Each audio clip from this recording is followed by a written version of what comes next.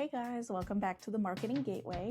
Today's episode is a little bit longer, so I will keep the intro short. This is part 2 with my interview with Sean. Again, like I said yesterday, today's episode is more about what we do now outside of the podcast, so enjoy.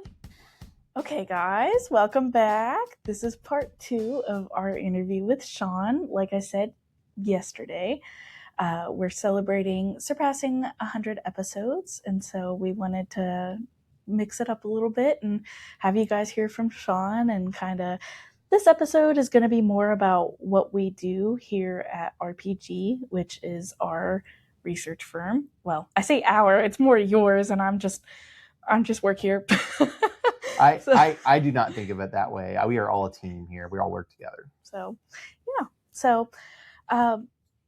one of the things that you've gotten into while working here at RPG is working with organ procurement organizations around the country, not just here in St. Louis, or OPOs as it's abbreviated. And it is actually National Donate Life Month, so yippee. So tell me a little bit about how you actually started working with the OPOs and how they've become such a big part of what we do here at RPG. So when I was in my internship here back in 2008, I knew one thing about organ donation. That was that I had signed up to be an organ donor on my driver's license, and that was it. And never a question for me, by the way. I've always thought that it was a good thing. But when we were working on a project for Mid-America Transplant, and it's actually 3 projects that we were doing together at once, I had to learn very quickly how this all worked, because we were going to their office and having meetings with them, and it was very intimidating because I had no real understanding of how a hospital worked. I had no real understanding of what all this terminology and technology was all about. It really required a lot of listening and learning, and it took me a few years, honestly, before I really started getting it. But what happened was we were doing this work for them, and then we also had a couple of other organ procurement groups that we worked for, or OPOs as we call them, as we said. And what wound up happening was that a bunch of them got together and they said, we really want to have a firm do like a national study for us where we can compare ourselves and we can see how we're doing. We want to have some benchmark data. So we're going to put this out there and see who can do it. And they originally had done this with a very large research firm who I won't name, but they were really unhappy with the results, is the long and short of it. I remember reading the report and going, I'm a researcher and I have no idea what this report is saying. So it was really confusing. So they opened it up. They had 3 different agencies bid, and we won the bid. And so this gave us a foothold into all these other organizations we'd never worked with that really never would have considered us because we were so small. And as it happened, working with all of them, we really got to know a lot about what they do and became super valuable in terms of our knowledge of, here are some ideas about things people are doing that we can share with you. And I had this big idea at the time that, you know what, they gave us all this work. Why don't we give back to them? Let's hold a best practices summit where we get everybody together and we just talk about the things we learned. And we'll just invite the people that have hired us, and they can share and collaborate with each other. They don't compete with each other. They all have their own territories. So they're going to be, willing to share ideas. And that turned out to be one of the best ideas I ever had, because giving back to the community that had helped us is a big part of the relationship we have with the OPO world today. So we've worked with over 40 of these groups now. And at one point there were 58. Now they're down to, I think, about 54 because they've started merging and consolidating. And there's a lot of reasons why that's been happening. There's a lot of drama going on in their industry right now. And they're definitely my favorite pool of clients in terms of just the mission that they're on. And that is not to put down my other clients. We only work for great clients, okay?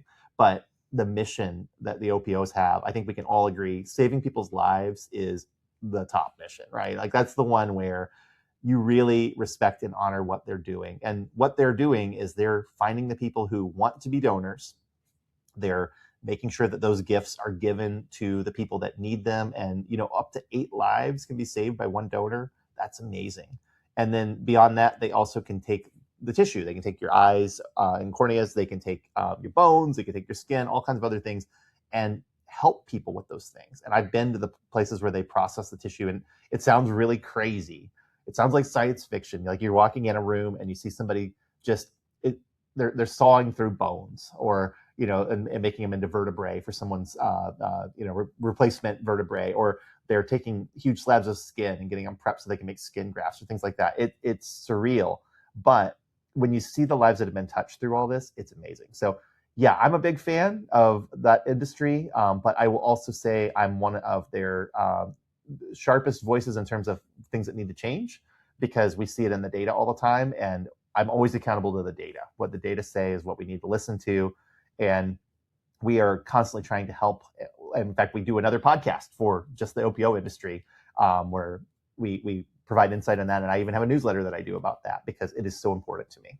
Yeah, and I know I personally was very dubious of organ donation before I started working here. I was registered, but I was kind of on the fence about it. But after working with the OPOs and like doing what we do, like it's powerful. Like that sounds kind of corny, I guess, but like it really is. Like reading what people say, like when we talk to the actual donor families, is very, it changes your mind about a lot of things. Let's just leave it at that. It is 80 to 90% of the donor families that go through this process appreciate it, not just a little, but a lot. Mm-hmm. I mean, they are extremely positive about it. And sometimes it's hard to find things to tell them to do better at the OPO because there's so few people that have criticisms and critiques when they've been through the process. It's a little different when you're talking to the doctors and nurses. They're a little more critical. But the people that go through this, it is important. What it provides for them, and I didn't really understand this probably the first 7 or 8 years that I was doing this work, is this what we call a lasting legacy, which is like my loved one died, and their loved one could be a teenager, could be a small child, could be a mother who just suddenly got in a car accident, or a husband who someone had just married and all of a sudden passed away. I mean, there are all kinds of situations like that. We see them all the time in the data. So it could be someone who really died tragically in a motor vehicle accident, gunshot, suicide, overdose, all kinds of other things. And yet, in that tragedy, their last act on earth is to give what they have to other people so that other people can live. And these people would die. There's 100,000 people on the waiting list right now, and they will all die if they don't get an organ transplant. That is amazing. And that they're willing to do that, and that their donor family then can have that story to tell. It is so impactful. And when you talk to families of donors, especially a few years out, that's the thing they remember most is, you know what, a terrible thing happened, but somebody got to live because of this. And in fact, they're really disappointed when they don't get to meet the recipients, or when they don't get to talk to them, because sometimes the recipients don't make it, or they don't want to talk to the donor family. They're really embarrassed about it. So it's not always possible to set those interactions up, but the donor families just so badly want to talk to the people that have benefited, because that's such an important part of the story that they get to tell. And again, we are privileged to be able to talk to those folks and hear from them. And it is gutting sometimes. I've cried reading some of the data. I really have, especially now that I'm a parent and reading about people losing small children, or losing someone to suicide, or things like that. It's really painful. But knowing that something good came out of that awful thing still gives me a lot of hope and a lot of faith. And that's why I believe in our organ donation system, is because I know the people that are working for this are doing good almost all of the time. There's lapses here and there, as there is in any industry, but I think those lapses are overreported, and they are definitely not illustrative of what we usually see. Mm-hmm. I will say one of my favorite comments that I've ever read was, I believe it was a daughter, or it was somebody's child. It was an older gentleman that had passed away, and he donated tissue, and he ended up helping somebody who had to get a mastectomy. Yeah. And she was, or the person who made the comment mentioned that their dad would have gotten a kick out of being somebody's new boobs. So I thought that was kind of to leave that one on a little bit more of a positive note, where it's things like that like the people find the positive in that situation, Mm-hmm. which is also just really great because, like you said, it is terrible. So, Yes, absolutely. seeing those ones also warms my heart a little. Another thing that we have been a part of here at RPT is focus groups. So I know that I've even been a part of a few since I started. What is your one of your favorite stories about doing focus groups? Hmm. I'll tell you my most embarrassing story. So when I was a little bit younger, less experienced, so please note I would not do this today. We were doing focus groups all over Southern Illinois, and David had me do a few of them because he wanted me to get some experience. And so I walked into, I want to say it was Carlisle, Illinois, or Nashville, Illinois, someplace like that, a little outside the Metro East, but not so far out that it was like, out in the complete rural area. But I went in and I started making jokes about how I had to drive in rush hour traffic to get here today. They probably just had a rush minute in this town, and that did not go over well. It really offended people in the room that I was coming in there and talking like that. Even though I was just trying to break the tension, right?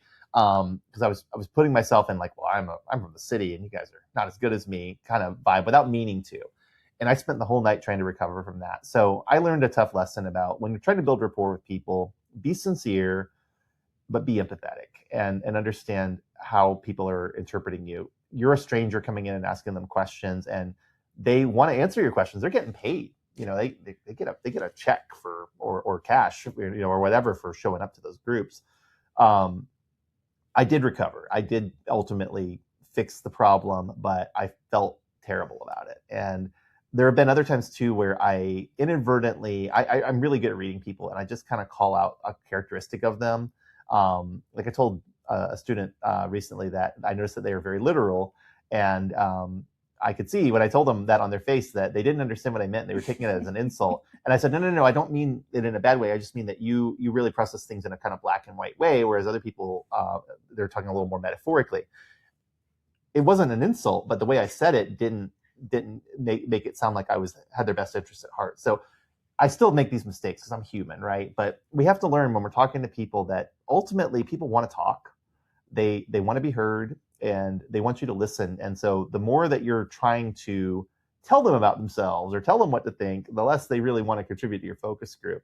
So we live and learn, but I'd say most of the time what I do best is listen. And some of the groups you've been a part of, I remember the one we had, I'm not going to mention the client, but we were talking to detractors from a net promoter score study, which is very brave, right? I mean, I told this client, I still tell them to this day, like, I cannot believe you guys did that study. Like, I seriously, I admire your commitment to the people you serve.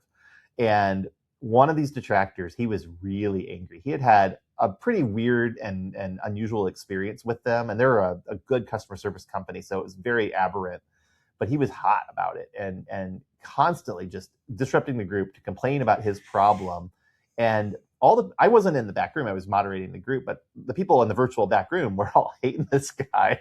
They just tired of hearing from him. And I kept trying to shut him down, and he kept coming right back up. So these things happen sometimes where when we're doing these groups, no matter how good you are, how skilled you are, you just have to kind of ride the wave sometime and get through it. And then, what I said to the client afterwards was, what he was saying was uncomfortable, but I wanted you to notice that almost everybody else in the group was disagreeing with him and saying, no, this isn't usually how they behave. This isn't usually how they are.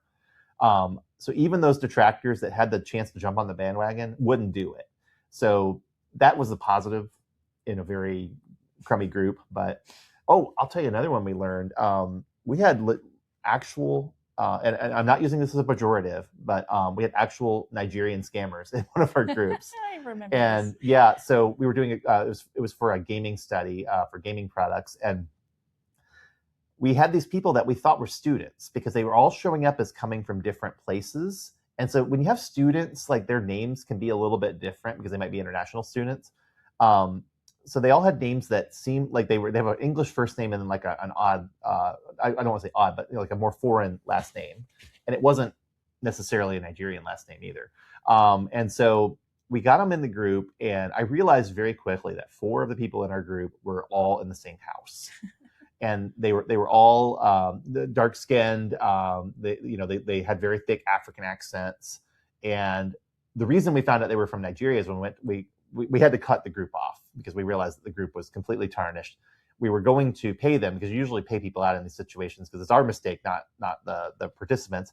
And we couldn't pay them because they all were in Nigeria, and our payment system wouldn't allow us to do international payment. Well, that led us to ask a lot more questions, and they'd all lied to us. They'd all found ways to get through our system to participate in the group, and we didn't have enough checks and balances to really screen them out. We thought we did, but we didn't. It was virtual, so it was a little bit harder to figure that out. Well, now what we do, and Holly's been the person that's had to do this a lot, is we do technical checks with people before the groups, and we ask them some questions about their network and where their IP address is and all these kinds of things. We do that so we can tell them we're testing their internet, but we're really doing it to see if we think they're masking with a VPN or if they have some other kind of abnormality that we need to know about. And we have thrown a couple of people out because of that. So it's helped us and saved us from having to do that again. We had to repeat that group at our own expense, and that was a costly mistake to learn from, and also very embarrassing. By the way, learn how to use Zoom on your computer and your phone. Very true. And then going off of that, like with that kind of situation, does that happen often? Would that mean that are focus groups even a good form of research because of that? This is one of those age-old questions because focus groups are let's just call them a flawed methodology in terms of their actual research. And I could and won't go into the history of them. I think I did an episode on that. Where we talked about how it was actually a woman that created focus groups, and then Robert Merton came and took all the credit. The woman was Herta Herzog, by the way. Credit where it's due. But plugging that episode. but my point being that they've long been a flawed methodology because even the way they were originally developed is not followed. And so we look at them as researchers as kind of the same way we look at Net Promoter Score, where it's like, okay, it's not perfect, but we can make it work. And the way we make it work is by insisting that we do groups in pairs. So if we have two groups that have very similar composition of people and they both say basically the same thing, then we know that the group itself was not contributing to that dialogue. It was probably thematic. And I say probably because the discussion guide can still be a factor, or the moderator can still be a factor, but probably if you're hearing it from multiple groups, you're probably hearing closer to the truth. We call that a directional insight. Would I trust a focus group to tell me anything really important? It depends. I mean, define what really important means. I would generally trust in-depth interviews more than I would trust focus groups. They are much easier to control. They're much easier to analyze. They are not fraught with all the problems that focus groups have. But if I'm going to invite a client to watch, and you've been through this with me, where the clients just get bored after about the fifth or sixth interview, it's much more exciting for them to watch a focus group than it is for them to watch a series of interviews. And I'll be honest in saying, sometimes them watching the focus group makes them think differently. And that's really all that needed to happen, was they needed to think differently. So there are times where focus groups are appropriate. There's times when they're not. And if you want to really know the difference, call me sometime and or email me, and I'll be happy to tell you. Well, I mean, let's kind of touch on it a little bit. Why should people use a focus group? What would be, in your opinion, a good use of a focus group? Well, not even my opinion, really, but I mean, the evidence from the practitioner literature is brainstorming is probably the best case scenario for focus groups. If you need to hear ideas and you need people to kind of express them in a social setting, brainstorming is great. It's really hard to get people brainstorming in an interview because there's no social dynamics at play. Another thing is when you actually need to simulate social dynamics. So like, let's say you're testing something where it's like, I want to understand how people would talk about this to other people. Well, focus group is great for that. They're really good for taste tests or for product reveals where you just want to kind of get some quick feedback on what people think. Because again, that social dynamic is there. People don't always know how to express what they're thinking and feeling. And when they hear other people, then they can grab onto it and say, yeah, I agree with what Holly is saying, and I want to add.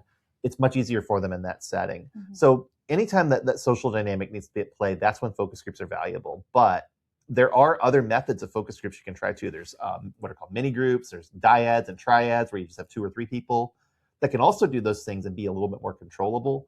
So again, the research design really needs to factor in what's the best way to get this information, and is it cost that's causing the focus group to be the most attractive thing? Is it scheduling? Is it just because we really want to do a focus group? Those are all legitimate reasons to do it. Mhm. So, Okay.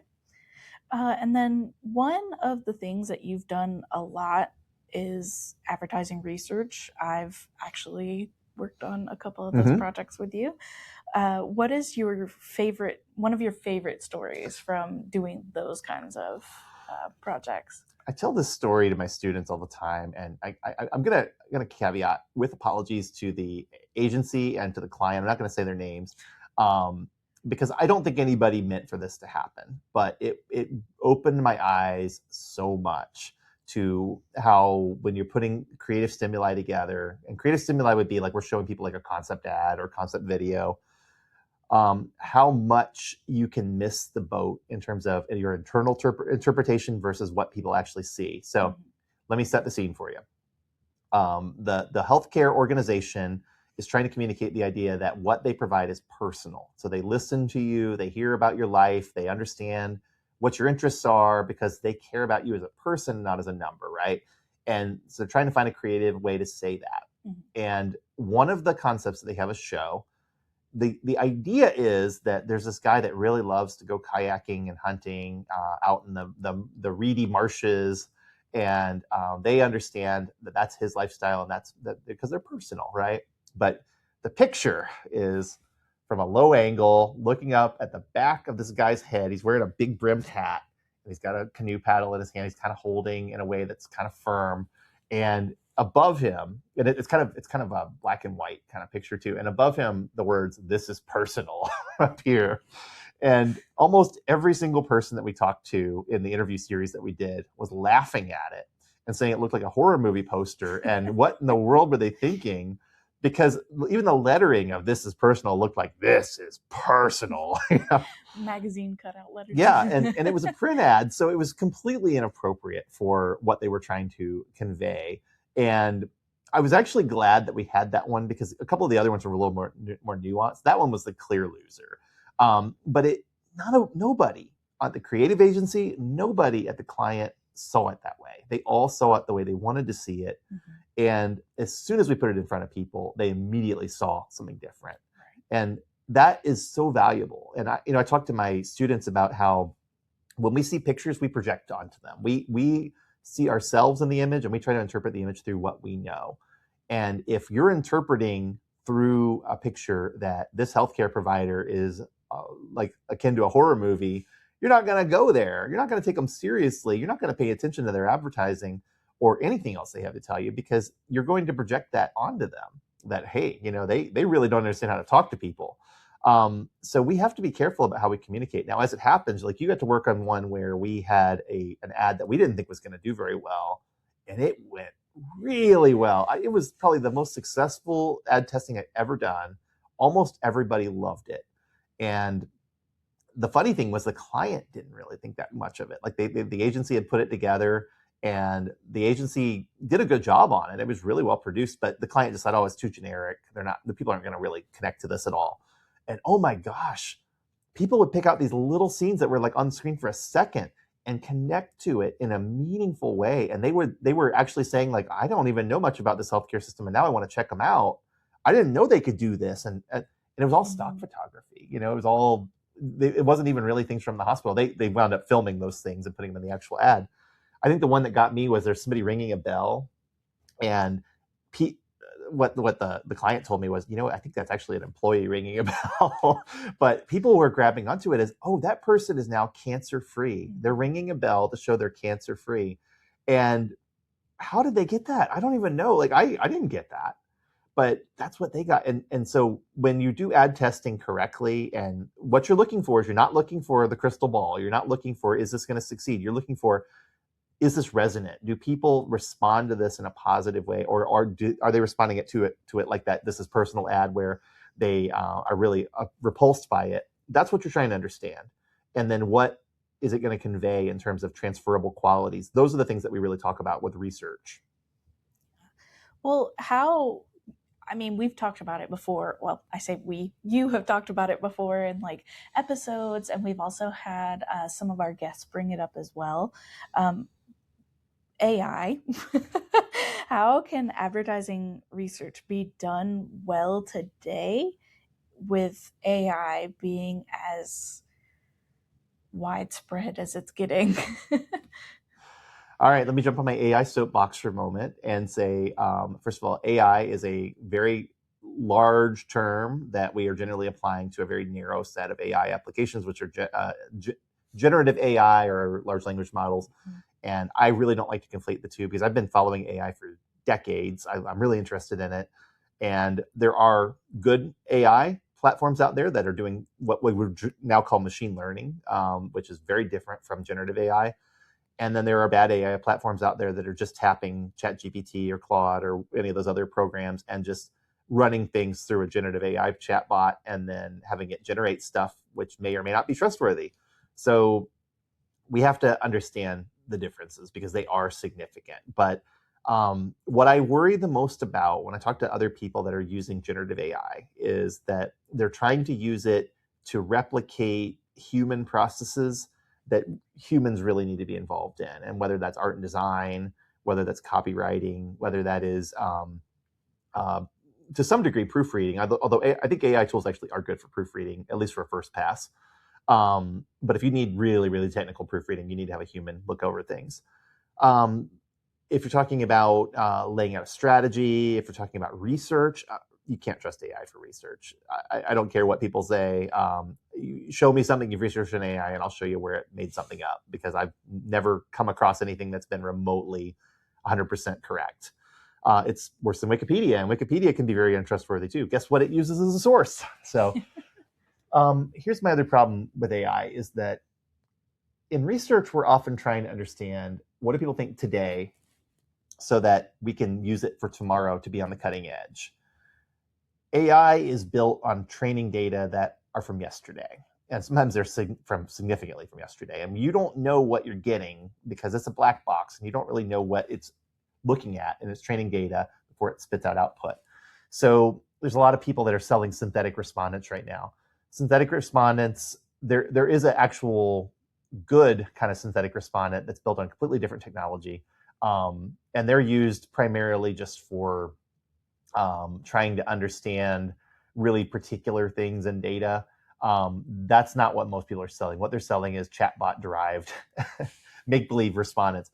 There's been a number of papers that have come out that said they're not trustworthy. They don't match reality. When we compare them against what people actually say, they don't wash at all. They're sycophantic. They're overly positive. You can't trust them. Okay. So those are a bad solution. And then this other thing is called digital twins, which that term has been used for a lot of different contexts, but in research it's used for, well, we take somebody's profile from a survey and then we create a digital version of them. So it's based on reality. It's not based on, make-believe. Yeah, but it's still based on make-believe. And again, it's looking backwards. It's not looking forwards. It's not looking at the present and taking it into the future. It's taking data that might be significantly out of date and applying them to a person's profile.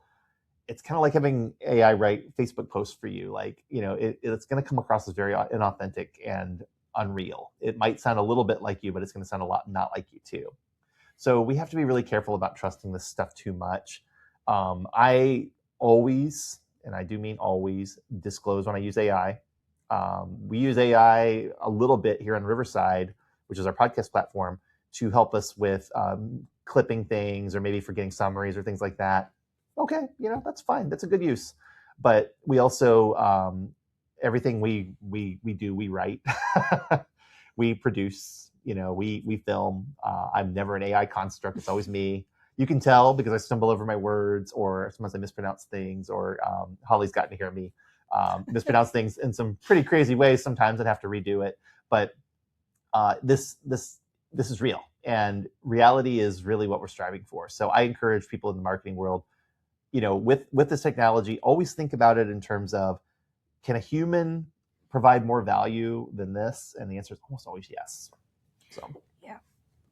Even when I'm looking for like stock images, or I'm sometimes I'll go on Canva and I make our thumbnails through Canva, or I will sometimes make graphics, like a few episodes ago. I think it was the other day when you were talking, well, as we're Yeah. filming this the other Yeah. day when you were talking about the ice cream. I Mhm. went and made a little fake computer with a website for Sean's driveway ice cream. Like, I do all of that myself. I don't, if I see something that looks like maybe AI, like in the stock photos or in the graphics on Canva, I try to steer away from it just because it's like, I follow a lot of artists on like Twitter and stuff, Mhm. so I get to see that side of like how it affects those people, and I try to avoid that. So Absolutely. yeah. If you can hire a human to draw something for you, you are almost always going to get a better output. It's going to look more real Mhm. and more plausible than an AI output. Um, you mentioned that Sean's driveway ice cream. An ice cream truck was literally driving by my house when I was writing that, and I just thought, okay, well, might as well talk about ice cream. I was inspired by actual reality. I don't know why the ice cream truck drives by my house all the time. Maybe because my son runs out there and buys ice cream from them, but um, they know there's a sucker living somewhere there. But the reality is, like, I'm not ready to take what I'm doing and hand it off to a machine that's not going to do it as well, and which, quite honestly, is never going to learn and never going to get better the way that you or I would. Um, Another thing about technology that I think is really important is technology is here to help us, but it's not here to replace us. So in the survey industry, for example, when I started here, we were still doing paper surveys, believe it or not. Like, we used to have a whole room that was just file cabinets for all of our paper surveys, and that's long gone. We haven't had that in a decade. But um, when's the last time I did a paper survey? I mean, even for other people, like not one that I'm administering, but for other people, I very rarely do paper surveys anymore. And I honestly feel sorry for anyone that has to input them and deal with them, because they're a pain in the butt. Online surveys are so much more convenient, so much better. Why would you want to go back? But at the same time, did we have to replace some people for that technology? Yeah, but those people moved into other jobs and did other things that involved servicing those online surveys. It's not like they were replaced. They just had to shuffle what they were doing. That's what technology is supposed to do, is supposed to give you new focus and allow you to do things differently and more efficiently, but still have a job.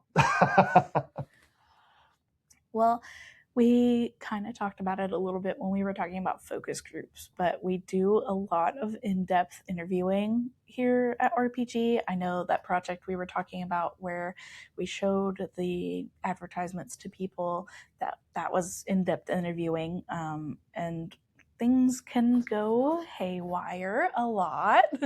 I know from experience. I had one person, it was when Kyle and I just moved into our house, and Mm-hmm. our friends came to visit and we wanted to go to Six Flags. So I cleared off my Friday schedule, and my Thursday interview was like, hey, I have to work during this time. And I was like, oh, okay, we can do it Friday morning. And she kept blowing me off. And then I got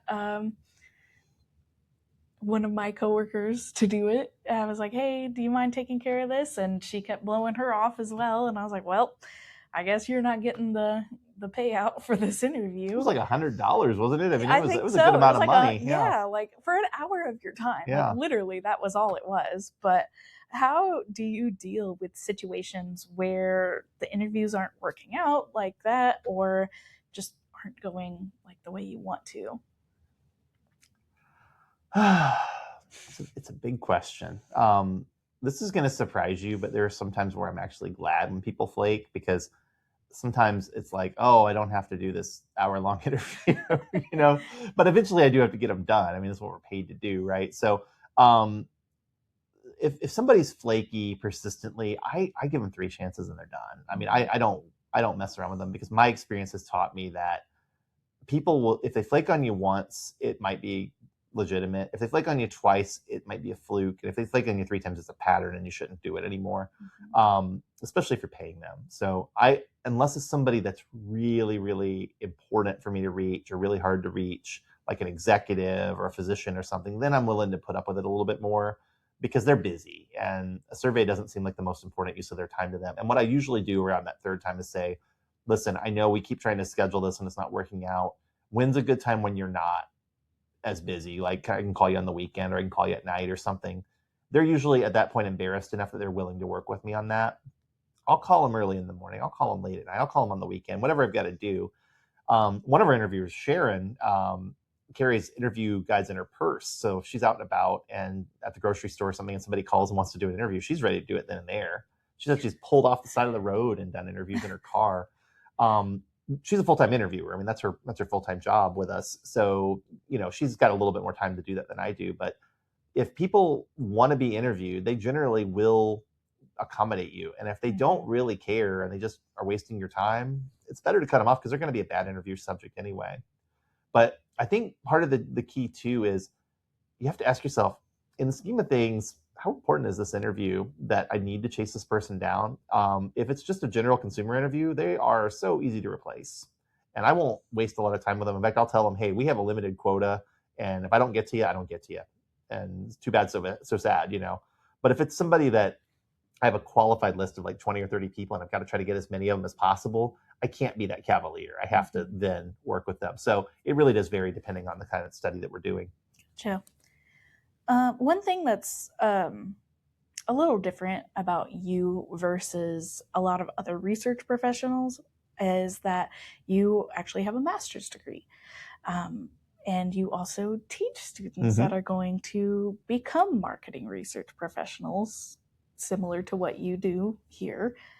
What kind of tips and tricks are you giving them in the classroom to give them the best chance of success? Yeah. Well, I don't want to repeat too much of what I already said because I did talk about this in our last episode, but in terms of the tips and tricks that I offer, in my last class, I always give them like a slide of like, here's how you actually can be success in this field. And I give them tips like learn how to program, read books, network with people, take time to learn things that you don't know how to do and try to learn from other fields. And I give them some other fields that they can look into. Social sciences like sociology, psychology, anthropology, maybe areas of interest like semiotics or maybe behavioral psychology or neuro marketing or things like that where they're adjacent to what we do. They're not necessarily what we do. Or maybe you could go and look at data science or user experience testing or things like that, which are not the same thing as marketing research, but have a lot of overlap. My point being that if you stop learning and you just get really rigid in your skill set, you're not very valuable. And I am constantly trying to expand myself with things that I read, with things that I watch, with things that I pay attention to. I try to stay off social media because I find that it's not a good use of my time. But I'll get on social media if I have a purpose, like promoting our podcast, for example, and try to do that well. So I think you have to kind of be intentional about how you go about your career and how you try to grow.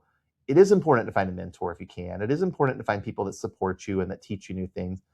It's less important to go to conferences. And I know I differ with a lot of other professionals about this, but conferences are expensive and they take you out of the office and they require a lot of your time and they're fun.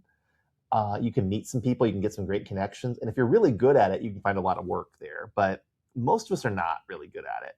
And for a lot of us, it's just something that you do. And if it's taking you away from your family, taking you away from your work, there's probably better ways to spend your time. And there's a lot of virtual conferences you can do too. So I don't recommend those as much as I recommend finding local groups where you can meet people and get to know them and learn skills from them. I think that's a lot more fruitful a lot of times. Yeah. Well, we started this podcast. And like we said at the top of the episode, we are at over 100 episodes at this point. A lot of those are you talking about different marketing topics and whatnot. They're very varied. You've talked about video games. You've talked about the history of focus groups and all that kind of stuff. I know you kind of touched on it a little bit when we were talking about AI before, but do you write them all by yourself? I do. Every word that I put into these things is either written by me or cited from an actual source. And that does take a lot of my time. And I'm a fast writer. I write a lot. I write thousands of words every day. We have another podcast we do, Opio Insights. I write a newsletter that goes along with that. I have a hobby podcast too. I do one about video games. That one takes an hour for me to record every week, and it's about 10,000 words usually. So a lot of time and energy goes into this. But here's the thing.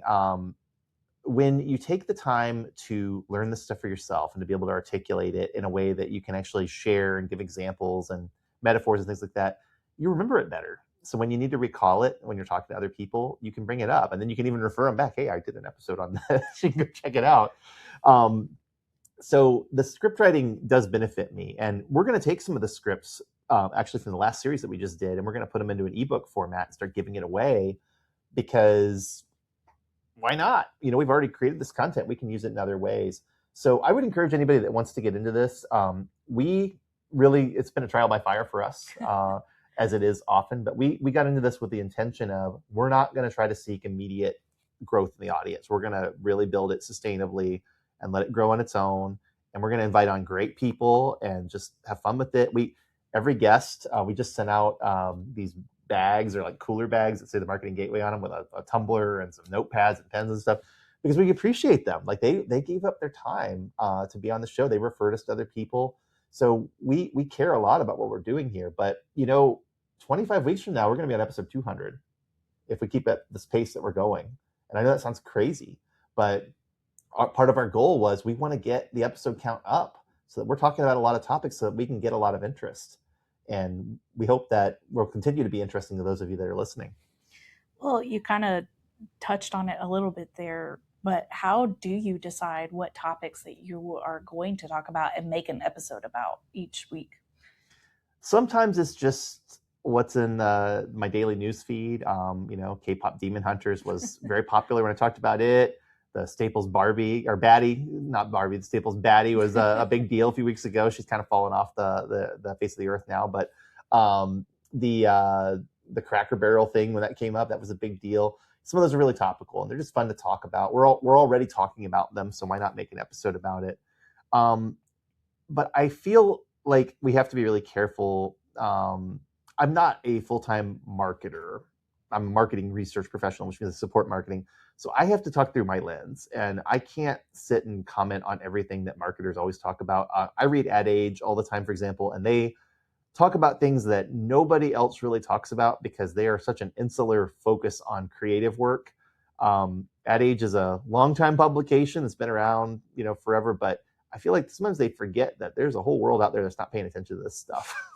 And I read the St. Louis Business Journal regularly, and a lot of times I read it and I think, wow, it's really great to know what's going on in the business community, but most of that stuff isn't common knowledge to anybody, and nobody really cares about it other than the people that are in the very limited business space that it serves. So you have to kind of tune things to the audience as well. And one thing that I have realized is that not a lot of people have a common vocabulary when it comes to marketing. And so if I can help provide that by giving examples and talking about topical things and helping them to understand these concepts a little bit better, that's way more important to me than just commenting on that issue of the day. And I hope that we're doing that. I'm going to continue to try to do that. That's what I do in the classroom too.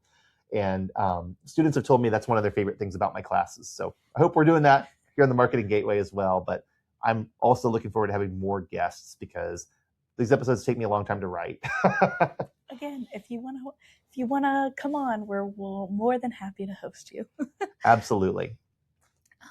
So when I pitched this idea to you to interview you, you mentioned that you didn't really want this to sound like a commercial for RPG.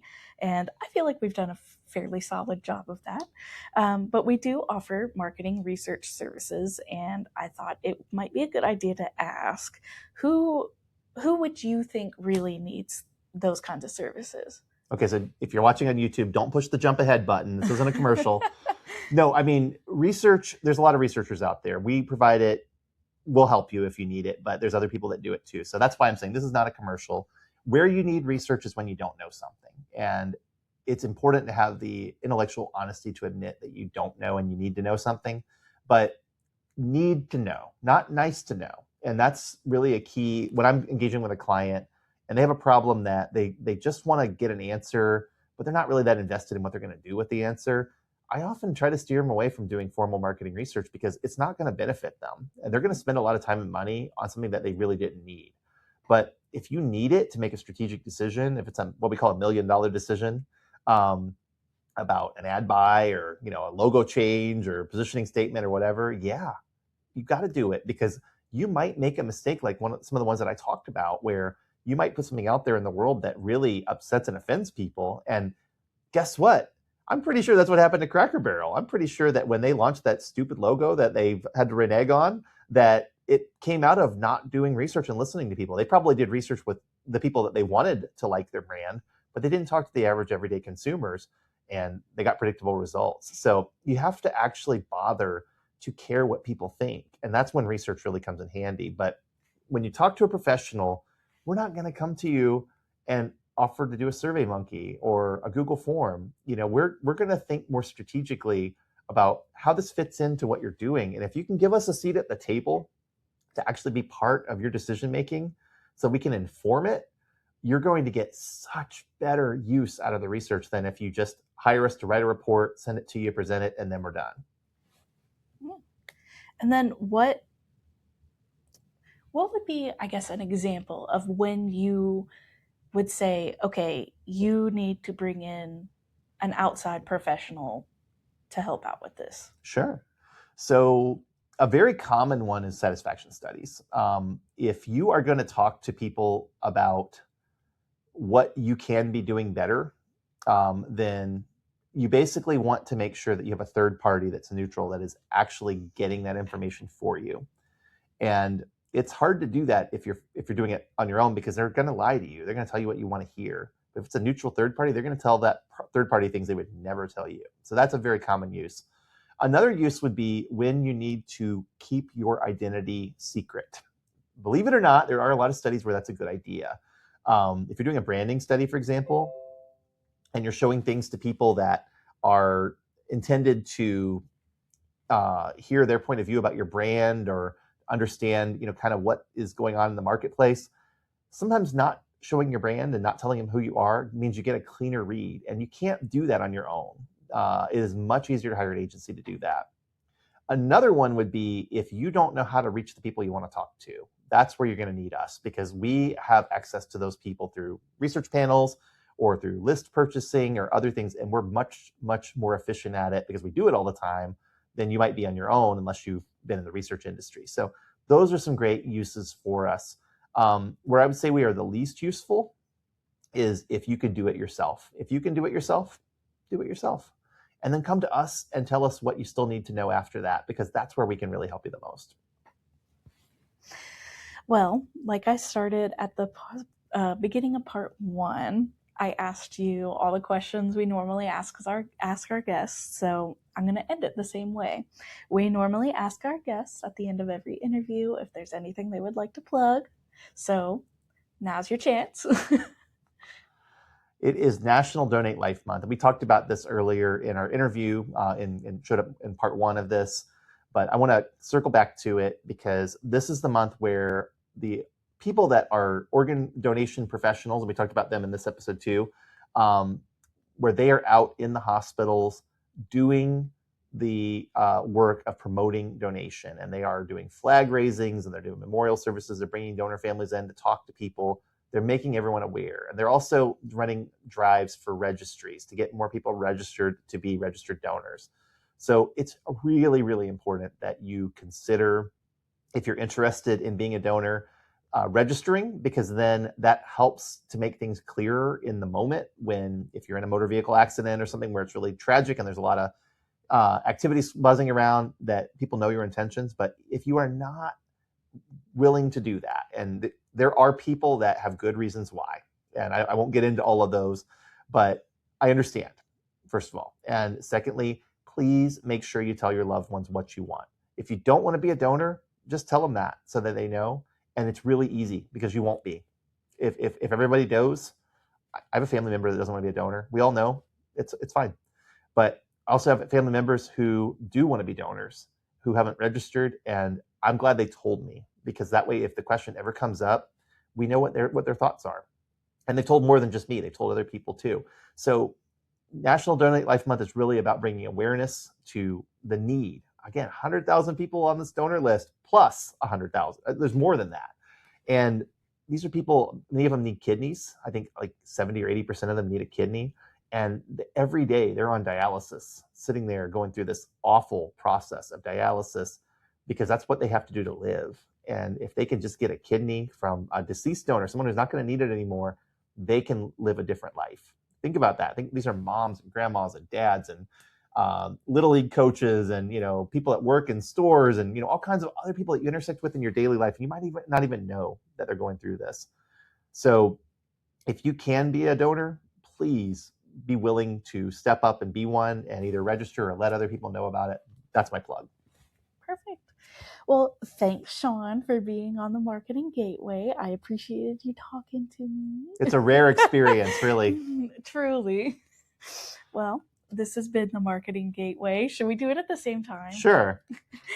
See you next time. All right, there we go. All right, guys, so that was part 2. I really hope you enjoyed getting to hear from Sean. He really is a great person, even beyond just the scope of work and everything, just in personal life as well. He is a really great person to know, and I'm glad that I got to share that with our audience, even more so than you may already have with just the regular episodes. So thanks for watching the Marketing Gateway, and we'll see you in our next episodes.